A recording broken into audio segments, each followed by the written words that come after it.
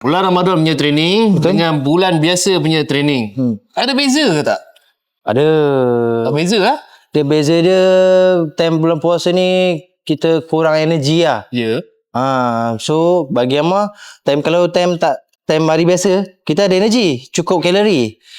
Cukup energi kan. Jadi time puasa ni apa yang Amma boleh suggest training juga jangan tinggal untuk maintain. Okay. Berat ikut kemampuan. Air boleh minum. Pagi jangan minum air siap. Lepas berbuka je. Minum banyak air. Wajib minum banyak air. Tapi Abang kata tadi untuk nak maintain strength sajalah kan. Itu kalau orang yang training time bila? Time pagi, time petang, time malam. Okey, time puasa ni kita boleh bila-bila boleh workout. Pagi boleh, tengah hari boleh, ada orang suka pagi. Ada orang suka malam.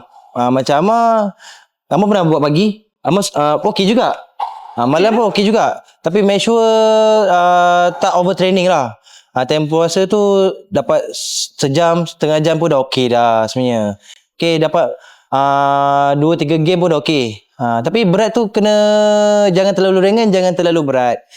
Ikut kemampuan. Jadi target dia adalah memang kalau boleh maintain sebanyak mungkin, try lah untuk maintain time bulan puasa. Ya betul. So kalau bagi Amma 10 hingga 12 rep maximum weight. Maintain ya. Okay guys, tips daripada Predator X. Stay tune guys, next video ada lagi tips-tips untuk training di bulan puasa nanti. Stay tune guys.